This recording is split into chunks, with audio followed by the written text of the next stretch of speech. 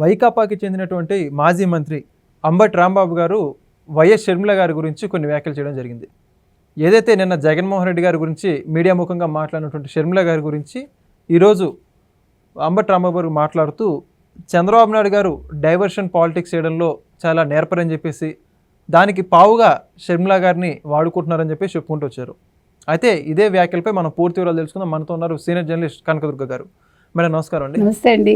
Madam, మొత్తానికి చంద్రబాబు నాయుడు గారు గెలుపు కోసం కాంగ్రెస్ అప్పట్లో పనిచేసిందంటే ఏదైతే 2024 ఎన్నికల్లో ఇప్పటికి కూడా ఆ గెలుపు పరంపరను కొనసాగించుకుంటూ వస్తూ ఎప్పుడైనా రాజకీయంగా చంద్రబాబు నాయుడు గారికి అవసరం అంటే షర్మిల గారు వచ్చి ముందొచ్చి పనిచేస్తారని చెప్పేసి అంబటి రాంబాబు గారు చెప్పుకుంటూ వస్తున్నారు. ఈయన చేసినటువంటి వ్యాఖ్యల గురించి మీరే ఉంటారు? అసలు అంబటి రాంబాబు గారు చరిత్ర మర్చిపోయారండి. 2019లో వైఎస్ఆర్సీపీ గెలవడానికి డబ్బులు పంపించింది ఎవరు? కేసీఆర్ కాదా? వచ్చింది అప్పుడు టాక్. ఆయన ఎన్ని వేల కోట్లు పంపించాడని వచ్చింది కదా, లారీల నిండా డబ్బు పంపించారని. అలాంటి అవసరం చంద్రబాబు నాయుడు గారికి లేదు. నెంబర్ 1, ఆయన గెలవడానికి వీళ్ళెవరూ అవసరంలా. షర్మిల గారు అంటే ఒక తల్లి ఒక చెల్లి అలా అవసరాలు లేవు ఈయనకి. ఈయన ఏం చేశారో అభివృద్ధి చేశారో లేదో ప్రజలకి తెలుసు. ఇటు తెలంగాణ ప్రజలకి తెలుసు, అటు ఆంధ్ర ప్రజలకి తెలుసు. అది తెలుసు కాబట్టే మన కేసీఆర్ గారు భయపడి మీరు ఇక్కడ రాజకీయాలు చేయొద్దని అన్నాడు ఆయన. అంటే ఏంటి, ఎక్కడెక్కడ కూటమి వచ్చేస్తుందో నెక్స్ట్ ఎన్నికల్లోపు భయపడ్డాడు ఆయన. ఎందుకు భయపడ్డాడు? కేసీఆర్ గారు నేనే కదా తెలంగాణ తెచ్చానంటున్నారు కదా. తెలంగాణ తెచ్చినప్పుడు నువ్వు తెలంగాణ గురించి మాట్లాడుకోవాలి. మీరు అది మాట్లాడకుండా చంద్రబాబు నాయుడు రావద్దని చెప్పడానికి మీరెవరు? మీరు ఆంధ్రాలో పార్టీ పెడతానంటే ఎవరిని వద్దన్నారా? పెట్టుకోండి. ఎవరికైనా ఎక్కడైనా రైట్ ఉంటుంది కదా. మనం భారతదేశంలో ఉన్నాం, మనం భారతీయులం మొదట. తర్వాత తమిళ, తెలుగు, కన్నడనా, మలయాళమా, తెలంగాణ తర్వాత వస్తాయి. నెంబర్ 1 అది. నెంబర్ 2, అంబటి రాంబాబు గారు స్టేట్మెంట్లు ఇచ్చేటప్పుడు ఆలోచించుకుని ఇవ్వాలి. షర్మిల గారు ఆవిడేం మాట్లాడారు నిన్న?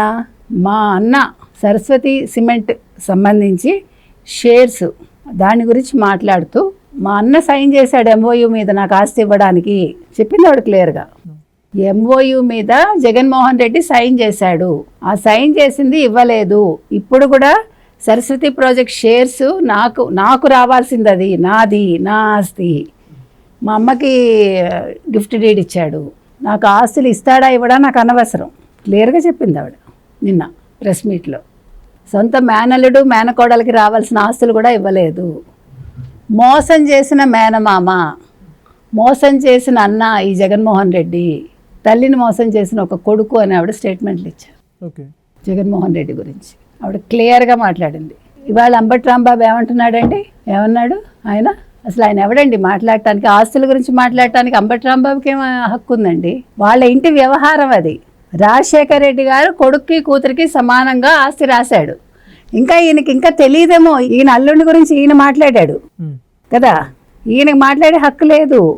ఇప్పుడు షర్మిల గారి గురించి, జగన్మోహన్ రెడ్డి గురించి రాజకీయాల వరకు మాట్లాడచ్చు అంబటి రాంబాబు, కానీ వ్యక్తిగత ఆస్తుల గురించి మాట్లాడే హక్కు వీళ్ళకి లేదు. రాజశేఖర రెడ్డి గారు ఇచ్చారు అది. రాజశేఖర రెడ్డి గారు ఉండగా, రాజశేఖర రెడ్డి గారు చెప్పాక MOUల మీద సైన్ చేసింది జగన్మోహన్ రెడ్డి. సమానంగా ఆస్తులు ఇస్తానని ఇవ్వలేదు, చిల్లిగా ఇవ్వలేదని చెప్తున్నారు ఇవాళ షర్మిల గారు. ఈయన అంటాడు పెళ్ళైపోయి వేరే ఇంటికి వెళ్ళిపోయాక నీకేం హక్కు ఉంటుందంటాడు. ఏంటండి, 20 సంవత్సరాల పైన అవుతుంది. 20 సంవత్సరాలు కాదండి, 40 సంవత్సరాలు అవనివ్వండి, ఆడపిల్లకి హక్కు ఉంటుంది. మరి తెలుగుదేశం చేసింది ఏంటి? ఎన్టీ రామారావు గారు తీసుకొచ్చింది ఏంటి? ఆడపిల్లకి సమాన హక్కు తీసుకొచ్చారు. తెలీదా నీకు? అంటే మీరు ఇంకా బూర్జువా వ్యవస్థలో ఉన్నారా, లేకపోతే ప్రిమిటివ్ సొసైటీలో ఉన్నారా? మీరు ఏ సొసైటీలో ఉన్నారు? మీరు ఆడ మగ వ్యత్యాసం ఏంటి? పెళ్ళైతే ఆడపిల్ల ఇంటికి కాకుండా పోతుందా? అంత బూజు పట్టుందా ఈయన బుర్ర? ఏం మాట్లాడుతున్నాడండి? ఆడపిల్లకి ఇవ్వడా ఏమి? నువ్వెవడో చెప్పడానికి? రాజశేఖర రెడ్డి గారు ఇస్తా అన్నారు. ఆయన ఇంకా ఆయన విశాల హృదయం ఉంది ఆయనకి. కొడుకు కూతురు సమానం అనుకున్నాడు, నువ్వు అనుకోలా. అందుకని అల్లుడు బయటకు వచ్చి ప్రెస్ మీట్ పెట్టాడు అప్పుడు. అందుకని వాళ్ళు అంబటి రాంబాబు మాట్లాడటానికి ఏ కోసైనా సరిపడండి. ఆయన ఆడవాళ్ళని తక్కువ చేసి మాట్లాడితే ఎవరైనా సరే రాజకీయాల్లో ఉండాల్సిన పని లేదు. వాళ్ళు అసలు రాజకీయాల్లో ఉండలేరు కూడా, ప్రజలు ఉంచారు. ఆస్తుల దాకా వచ్చేసి మీకు ఆడ మగ వ్యత్యాసం వస్తుందా? పదవుల దాకా వచ్చేసరికి ఆడ మగ వ్యత్యాసం వస్తుందా? జగన్మోహన్ రెడ్డి మీకు ఇది నూరిపోసాడా? ఒక కుటుంబంలో ఒకళ్ళే రాజకీయాల్లో ఉండాలి అన్నాడు కదా ఆయన.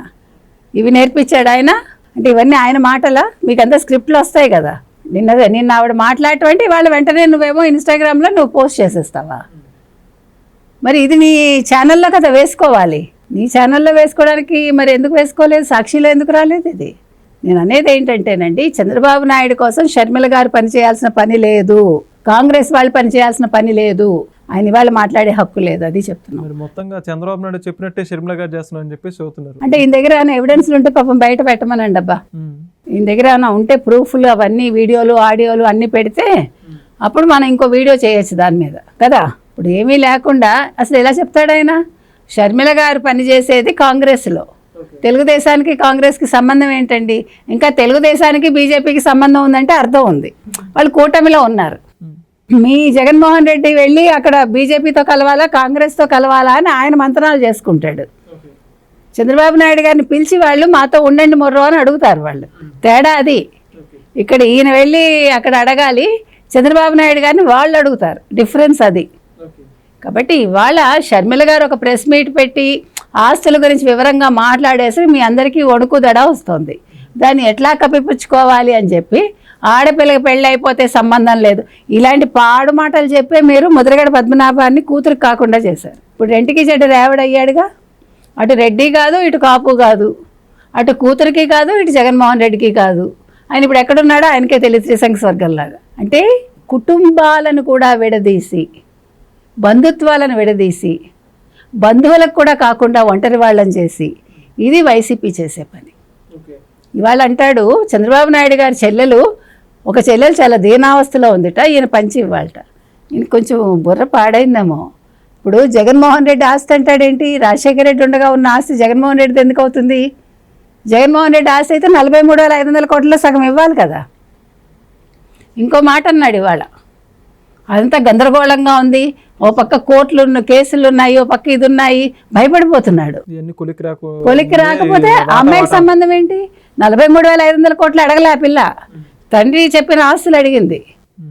సరస్వతి పవర్ ప్రాజెక్ట్కి సంబంధించిన షేర్స్ ఏవైతే విజయలక్ష్మి గారు బదిలీ చేశారో షర్మిల గారి పేరు మీద, అవి బదిలీ చేస్తే అది ఈడీ దగ్గర ఉంది కాబట్టి ఆ కేసు, అది అలా బదిలీ చేయకూడదు, అది ఆయన బాధ.